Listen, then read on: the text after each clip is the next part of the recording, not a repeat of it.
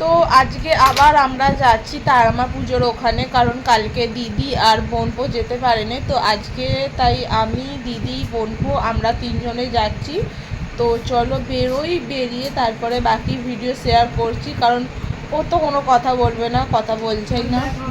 বাবু কোথায় যাচ্ছিস? ওই কোথায় যাচ্ছ? বলো তারামা ঠাকুর দেখতে যাচ্ছ? দেখাবে না। আর এই যে এখানে আমার দিদি রেডি হচ্ছে, কিন্তু মনে হচ্ছে আমি বড় ও ছোট, আমাকে মুরকি হাতি লাগছে। নিজের অপমান নিজে করছি আমি। বেরিয়ে পড়েছি তারামা ঠাকুর দেখতে যাবার জন্য। আমি তো জাস্ট কুর্তিটা পরে চুল আঁচড়ে লিপস্টিক লাগিয়েছি, সেরকমভাবে আমি রেডি হইনি তো, কারণ এক্ষুনি ঠাকুর দেখে চলে আসব। আর এইখানে এই যে যাচ্ছে হচ্ছে আমার দিদি, আর এই যে এটা হচ্ছে তোজো সোনা। হাই করে দাও বাবু। ও এখন ঠাকুর দেখতে যাওয়াতে ব্যস্ত, হাই করতেও ব্যস্ত নয়। ও এখন নিজের খেয়ালেই ঘুরছে।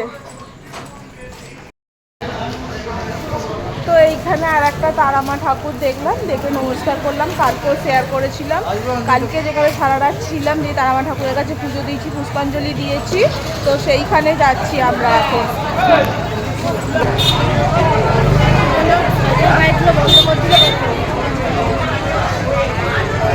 এখানে তারামা ঠাকুর দেখতে এসেছি, আর দেখছি প্রচুর ভিড় হয়েছে। মানে কালকে জানা ভিড় হয়েছিল, আজকে আরও বেশি ভিড়। কালকে এমনিতেও রাত করে গেছিলাম, তো এখানে সবাই পুজো দিচ্ছে, তো প্রচুর ভিড় ছিল। তারপরে দেখলাম এখানে স্টেজে বাউল গান হবে, তো সেই জন্য সেই সব কিছুর তৈয়ারি চলছে।